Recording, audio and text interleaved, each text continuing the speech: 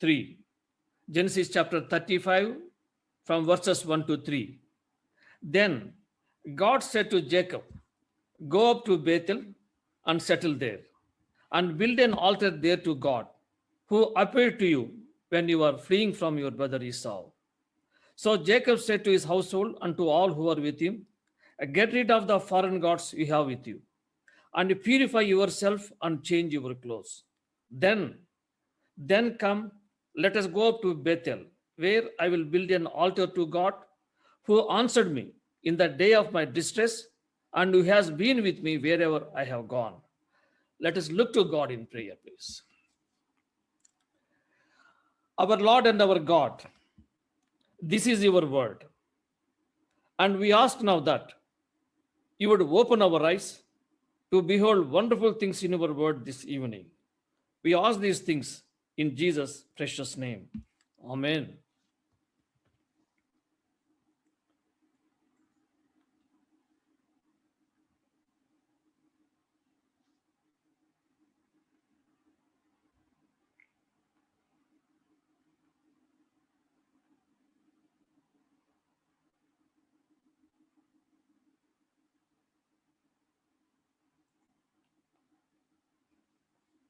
Friends, for those who might not know, Me Too is a social movement, primarily on social media, that encourages victims who were once afraid to tell their stories of sexual assault.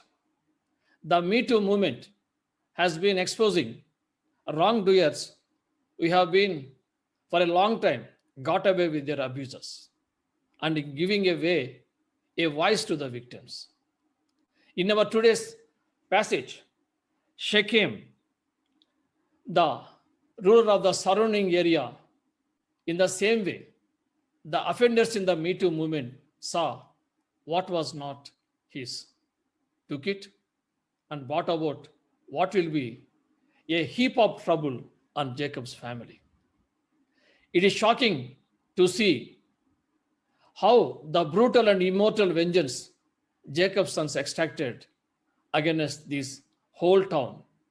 And there are many lessons for us this evening in this passage to cover. So here is our outline.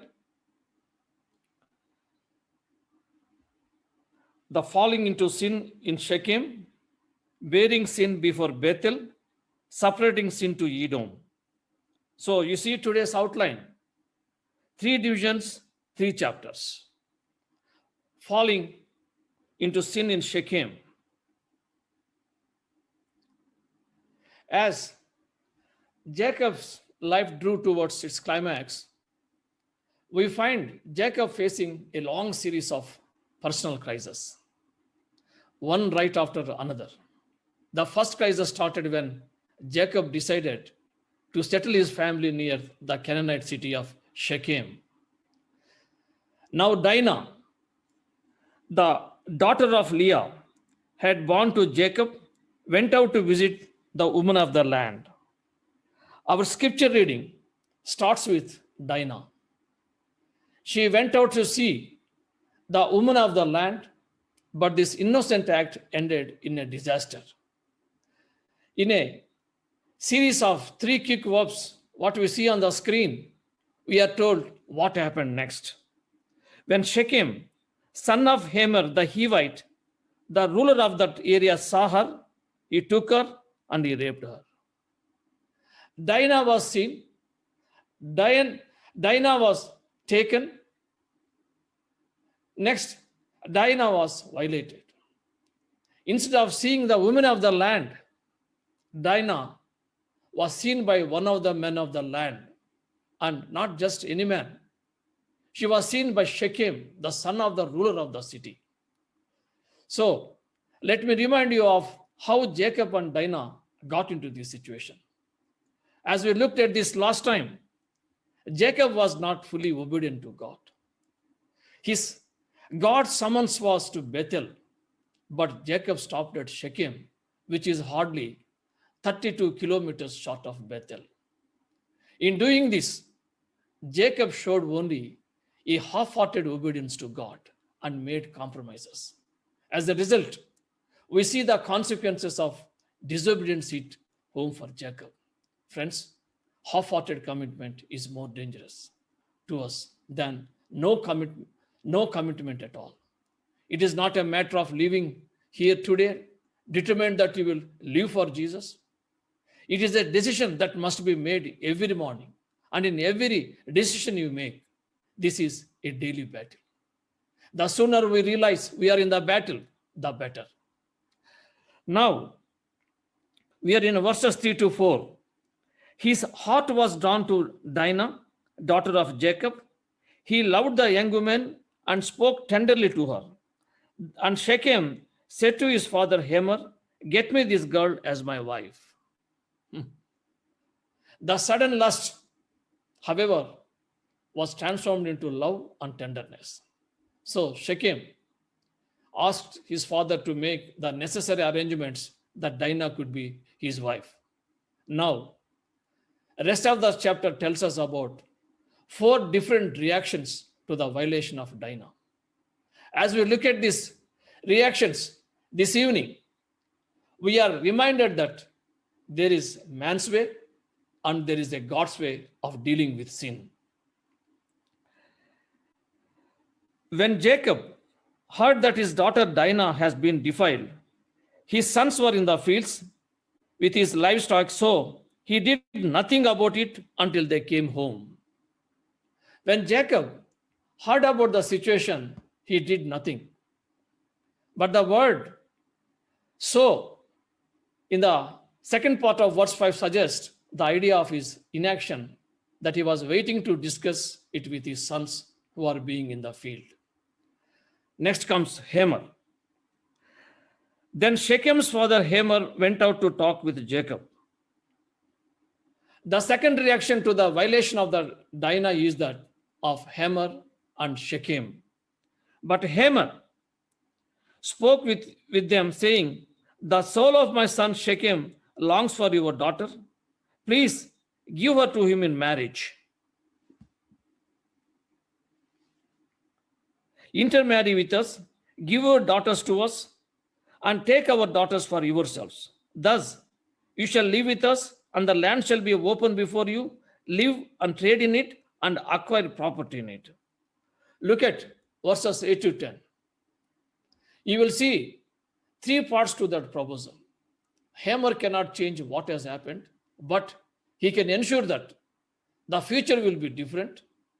The people of Israel and the people of Shechem were to live peacefully together as one people, intermarrying with one another and sharing a common destiny. Then, what is absent here? He does not bring an apology. He does not admit any guilt, and there is no indication that he has punished or disciplined his son for what has happened. In fact, he is quite liberal with his son and does what he asked. Next, Shechem. Shechem also said to her father and to her brothers, "If I find favor in our sight, then I will give you whatever you say to me." The father finished his petition, and then Shechem adds to the conversation. "Ask me ever so much bridal payment and gift, and I will give according to you, according as you say to me, but give me the girl in marriage." Shechem asks for a reconciliation. He also adds in that he will meet whatever the demand is for dowry. But friends, here, Shechem, like his father, does not apologize or admit what he did anything wrong. His lack of remorse might only make the sons of Jacob even more furious. Next, when the sons came in from the field, they were shocked and furious. Look at verse 13. But Jacob's sons answered Shechem and his father Hamor with deceit. With deceit. The sons of Jacob make a reply deceitfully as they spoke to Shechem and his father Hamor. And in Verse 14. In their grief and fury, they came up with a deceitful strategy. They said to them, "We cannot do this thing to give our sister to one who is uncircumcised, for that would be a disgrace to us." That phrase, a disgrace to us, indicates that already Jacob's sons has realization that they were different from the world. They were set apart. They were distinct. In his second letter to the Corinthians, Paul calls us not to be yoked in marriage with unbelievers. Verse 15. Only on this condition will we consent to you, if you will become like us, in that every male of you be circumcised. The lie was that they would be willing to become one with the Shechemites, to give their daughters to them and live in their land with them. They never had that intention. But the condition they gave was even more sinister. They required every male in Shechem to be circumcised. Circumcision was the covenant sign God gave to Abraham. It was a holy rite, meant to identify the people of God. But the brothers did not intend to teach them how to worship God in the right way. They, in a sense, gave it away when it was not their authority to do so. It is like baptizing someone who does not confess faith or repent of their sins. Their proposal seemed good to Hamor and his sons and his son Shechem. So Hamor and his son Shechem went to the gate of their city to speak to the men of their city. All the men who went out to the city gate agreed with Hamor and his son Shechem, and every male in the city was circumcised. Upon hearing this condition, Hamor and Shechem readily agreed. They returned and convinced the men of town to be circumcised with the argument that it would be an economic advantage to intermarry with the Israelites. The Hamorites accepted it simply to gain access to marriage with Israelites. But unfortunately, neither side gave any significance to circumcision. Friend, this is much like modern day unbelievers who simply come to church and are even baptized to impress future spouses. 3 days later, while all of them were still in pain, Simeon and Levi took their swords and attacked the unsuspecting city, killing every male. They put Hamor and his son Shechem to the sword and took Dinah from Shechem's house and left. Simeon and Levi strike down all the men of the city as they lay painful from circumcision. They acted like rash, hot-headed, jealous young men. Simeon and Levi show a grass, lack of temperance and judgment by this action of killing all of the men of the city. Next, the sons of Jacob came upon the dead bodies and looted the city where their sister had been defiled. To make matters worse, the other sons of Jacob joined them in their greed and captured the wealth, women, and the children left behind after their deaths. Truly, the punishment does not fit the crime. This is nothing but misguided zeal by Simeon and Levi. Friends, we believers need to be beware of having misguided zeal for the Lord. Simeon and Levi react in anger, trying to defend the Lord and his righteousness, as well as their sister. But in the end, they just end up defiling themselves by shedding innocent blood. Instead of representing their Lord properly, they bring shame to the name of the Lord. Then Jacob said to Simeon and Levi, Ye have brought trouble on me by making me obnoxious to the Canaanites and Perizzites, the people living in this land. We are few in number, and if they join forces against me and attack me, I and my household will be destroyed. But they replied, should he have treated our sister like a prostitute? Jacob worries that they will now be attacked by the surrounding pagan tribes. However, his sons pose a question that brings out the real issue. Friends, when we begin to drift from God, our value system becomes distorted. The things we should hate, we begin to love. The things we should love, we lose interest in.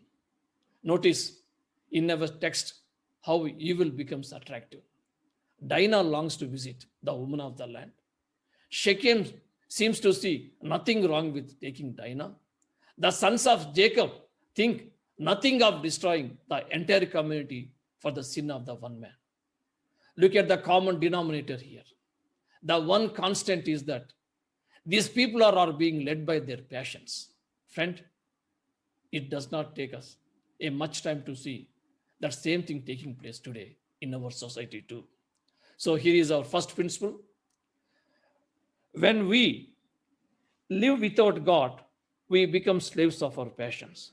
When we live without God, we become slaves of our passions.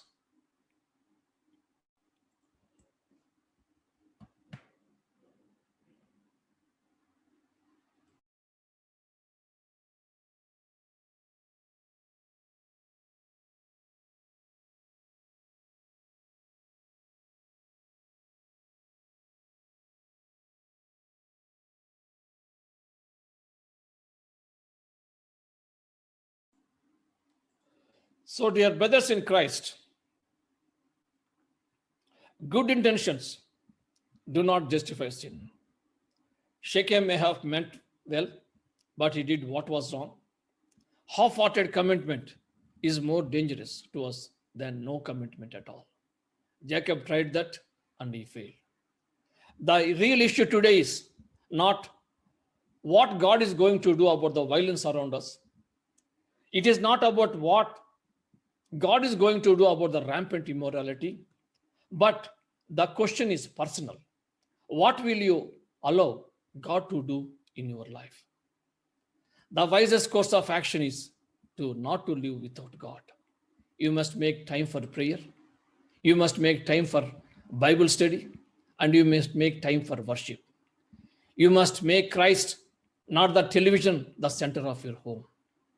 You must be disciplined in every area of your living because you realize that every area of weakness is an open door to the devil. So let's move into our second division.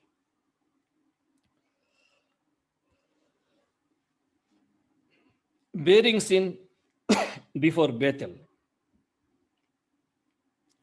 Then, yes, before going into our lesson, please one more time, please look at that important places on the screen. You can see on the last time Sukkot is outside the promised land, and Shechem and Bethel in the promised land, and Shechem is almost 35 kilometers from Bethel. Then God said to Jacob, times are very tough. Jacob was struggling to understand what God was doing in the world and in his life. Friends, looking for answers in difficult circumstances is not exclusive for Jacob. Now, in the midst of this notice, what happens? Then God said to Jacob, go up to Bethel and settle there and build an altar there to God who appeared to you when you were fleeing from your brother Esau. One more time, God appeared to Jacob in his time of greatest weakness and failure and instructs him to return to Bethel. It is at Bethel that Jacob had his first real encounter with God. It was at Bethel that Jacob was first told about God's plan to bless Jacob and his family.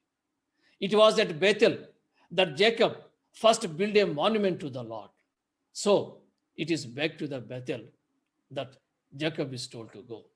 Friends, this is a good principle for our lives as well.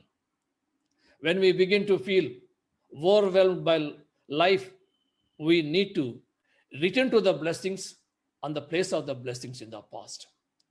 When our spiritual lives begin to feel stale and unfruitful, we need to make a trip back to Bethel.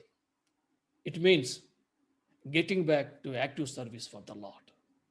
There is no stopping place for the child of God when it comes to the serving the Lord. You may retire from your occupation, but not from serving the Lord. God did not save us to sit. He saved us to serve.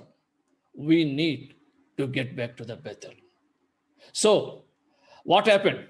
What is the result of the God's intervention? So, Jacob said to his household, to all who are with him, get rid of the foreign gods you have with you, and purify yourself and change your clothes. Three things Jacob heard. Jacob heard the call of God and extended it to his household. Now look at the three things that how Jacob responded in verse 2 and 3. So Jacob said to his, so they gave Jacob all the foreign gods they had and the rings in their ears, and Jacob buried them under the oak tree, under oak at the Shechem. Now notice what they had to do. The first thing they had to do was bury their idols. They had to bury their former ways of living and thinking. And verse 4, so they gave Jacob all the foreign gods they had and the rings of their ears.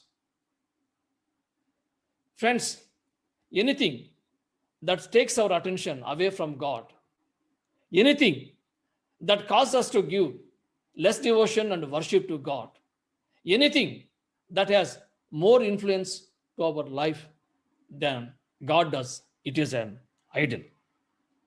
So Jacob buried all the idols under an oak tree. Friend, we must put away anything that hinders our relationship with our Lord and get back to the Bethel. Next, call to purity and purify yourselves. Now, notice the second thing required of Jacob and his family: purify yourselves. A pure heart begins with the true worship of the living God and cannot be separated from it. True purity of heart flows out of the life of changing power of Christ and His Spirit. Then and only then are we able to worship God in Christ. Then and only then do we make a beginning in putting aside our idols and the sin that easily entangles us. Next, and change your clothes. Now, notice the third thing. Their clothing was spotted with the blood of Shechem. Their dirty clothing was symbolic of their life of sin and deceit. So, change your clothes. Take off the robes of sin and put on the robes of righteousness. In Ephesians chapter 4, verses 20-24, we read, it is a symbolic act of changing clothes. It was Paul to describe that changed life of the Ephesian Christians. They have put off the old self with all the evil desires and put on the new self created to be like God in true righteousness and holiness. Friends, it begins with the work of Christ and His Spirit. Our hearts need to be changed. Our spirits need to be purified. Honor God with your worship. Then, come, let us go to Bethel, where I will build an altar to God, who answered me in the day of my distress, and who has been with me wherever I have gone. Notice, finally, where it ends. It ends with worship. God calls, hearts are renewed. God calls, idols are removed. God calls, clothing is changed. God calls, finally, we are fit for worship. Now we are in verses 14 to 15. Jacob is now a tested man. We expect to see a man stressed by his circumstances. But as we get close to him, we see him engaged in a moving act of worship. Jacob set up a stone pillar at the place where God has talked with him, and he poured out a drink offering on it. He also poured oil on it. Friends, true worship is really not about us, it is about God. Worship forces us to stop and remember the greatness of God. Worship helps us see clearly, and it silences the competing voices around us. Worship puts life in perspective. It reminds us that the eternal is more significant than temporal. Worship brings courage to our soul. So, what seems to be the most tragic and confusing situation for Jacob was just the beginning of a wonderful solution and a continuation of God's great provision for him. Notice what happened as a result of Jacob returning to Bethel, eliminating the idols for his life and worshiping God. Then they set out, and the terror of God fell on the towns all around them so that no one pursued them. Protection. Do you see the significance of this? All the surrounding towns were indeed horrified by what the sons of Jacob has done to the people of Shechem, but they did not dare enough to touch them because God caused his terror to fall on them. As Jacob sought the Lord protected Jacob and his family. Next, strength for the difficult times. Pain of loss. Now Deborah, Rebekah's nurse, died and was buried under the oak outside of Bethel. So it was named Alan Bakuth. Next, Rachel. While they were still some distance from Ephrath, Rachel began to give birth and had great difficulty. So Rachel died and was buried on the way to Ephrath, that is Bethlehem. Next, Isaac. Jacob came home to his father Isaac in Mamre. Isaac lived 180 years, then he breathed his last and died. So, God also gave Jacob strength for some very difficult times. In these final verses of this chapter, we read about Jacob having to bury a favorite nanny, Deborah. Even the writer of Genesis, Moses, did not mention her mistress Rebekah's name. Next, Jacob had to bury his beloved wife Rachel after she gave birth to Jacob's 12th and final son and his father Isaac. Next, pain of betrayal. While Israel was living in that region, Reuben went in, slept with his father's concubine Bilhah, and Israel heard of it. Jacob knew the pain of loss. He also knew the pain of betrayal. We read in these verses that Jacob's first son had a sexual liaison with Rachel's maid, mother of some of his brothers. This is a horrible sin. Friend, remember, God does not promise us a life free of difficulty. What the Bible does tell us is that God will walk with us and bring through the hardest times. Next comes the renewed sense of God's blessing. And God said to him, I am God Almighty, be fruitful and increase in number. A nation and a community of nations will come from you, and kings will be among your descendants. The land I gave to Abraham and Isaac, I will also give to you, and I will give this land to your descendants after you. Then God went up from him at the place where he had talked with him. The Lord repeated it again, the Abrahamic covenant promise to Jacob. God speaks to Jacob at the moment of his desperation. Jacob did not seek God. He did not ask for help, and yet the creator of all things went to him. God comes to Jacob that manifests his grace. Then the Lord went up from him at the place where he had talked with him. That is, the Lord went up from him on the very ladder that Jacob had seen in that same place those 30 or more years before. As Jacob begins to fade from the spotlight from next chapter onwards, his 12 sons come to the forefront. Previous to this time, God has chosen to fulfill his covenant to Abraham through one son to the exclusion of others. Now, God's people will be begotten through all the sons of Jacob. Friends, finally, we need to remember that God is the one who saves us. It is astounding that God takes the family of Jacob and turns them into the heads of the 12 tribes, who ultimately become the nation of Israel. Friend, the God who took this group of rebellious misfits and turned them into his agents can do the same for you. So here is our second principle. Centering of lives, being able to walk with God, requires repentance and cleansing. Centering of lives, being able to walk with God, requires repentance and cleansing.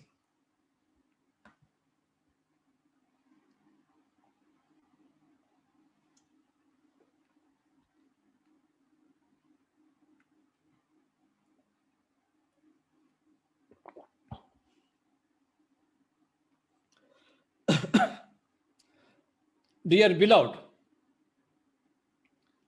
every one of us needs to take time to center our life.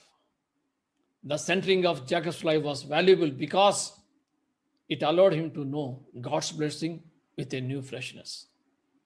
There is nothing that strengthens us more in life than the sense of God's closeness. So, this evening, let me ask some final questions. Does life feel out of control?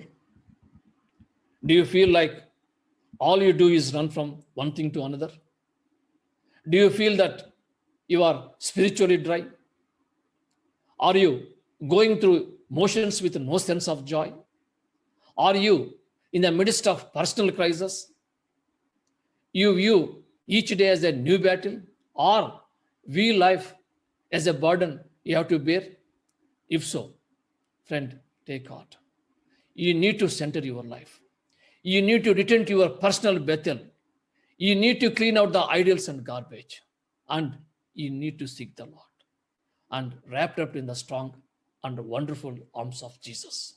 So let's move to our final division. Separating sin to Edom.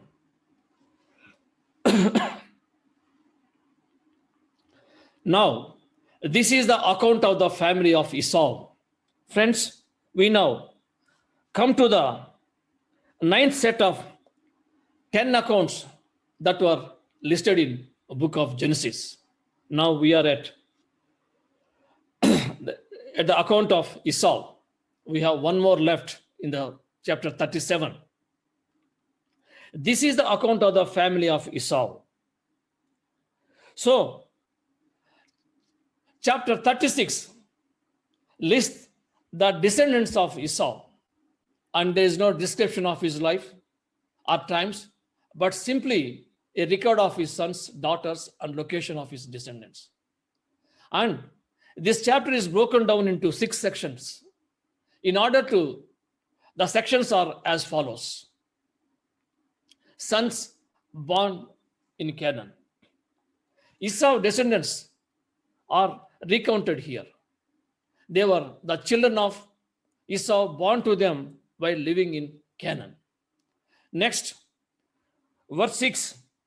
Esau took his wives and sons and daughters and all the members of his household, as well as his livestock and all his other animals and all the goods he had acquired in Canaan, and moved to the land some distance from his brother Jacob.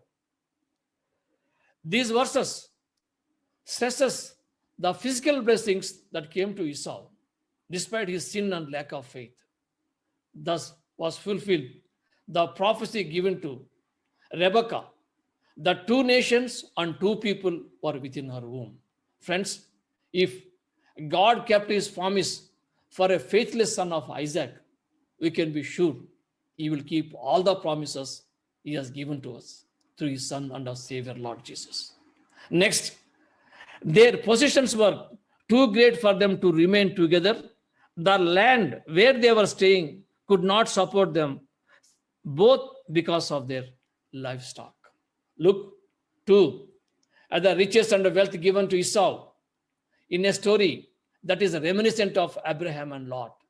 This move was one of the necessity, but it was also one directed by God to fulfill his plans.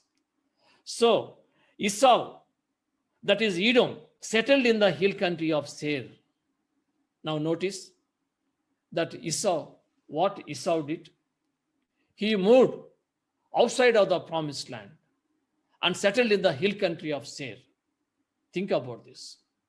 God's covenant promises were tied up with the land. So by moving the outside of the promised land, Esau was moving himself outside the covenant promises and the covenant's blessings. Number two, Esau's sons born in Seir. At this point, the passage again gives a list of Esau's descendants born in the hill country of Seir. Next comes the chiefs of Esau. Next, the sons of Seir, the Horite, who inhabited the land. Followed by the chiefs of Esau. Here there is a weird shift, like a sidebar. The chiefs descended from the Horites are counted for us. Next comes kings of Esau. These are the kings. These were the kings who reigned in Edom before any Israelites have reigned. Edom became a prosperous nation before Israel even established itself. And this passage lists 8 kings of Edom. And finally, the chiefs of Esau, a different set of the chiefs of Esau descended are listed here. Friends, Esau not only moved outside of the promised land, but the scripture makes clear he moved in the wicked inhabitants of Seir. Esau became just like them. Esau became one with them. Esau became one of them. The real tragedy of Esau move is not the distance from his brother, but his distance from God.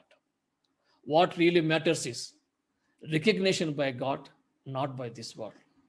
Remember, if you succeed by worldly standards but fail with God, you have failed where it really matters. Whether we fail or succeed by worldly standards, if we succeed with God, you will have true and lasting success. So, friend, here is our final principle. Temporal fame does not equal eternal recognition by God. Temporal fame does not equal eternal recognition by God.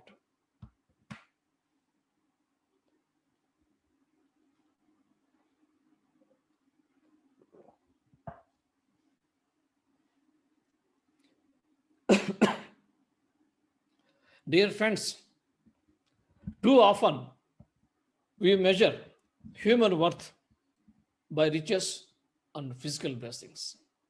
Too often we view riches and other physical blessings as proof that we belong to God. Edom looks prosperous in this passage and a powerful nation without God, but now they're just names in a book. No matter how good life you have in this world, it will be infinitely greater with God in heaven when your name is in the book of life. The accomplishments of humanity are insignificant compared to what God has done. When we seek God and find Him through Jesus, we finally realize that the only thing that lasts forever is found in Him who died for us on the cross. When we find Jesus, life will be so much better because we know that what we experience in this world is nothing compared to the joy and love we find in Jesus. Let's pray.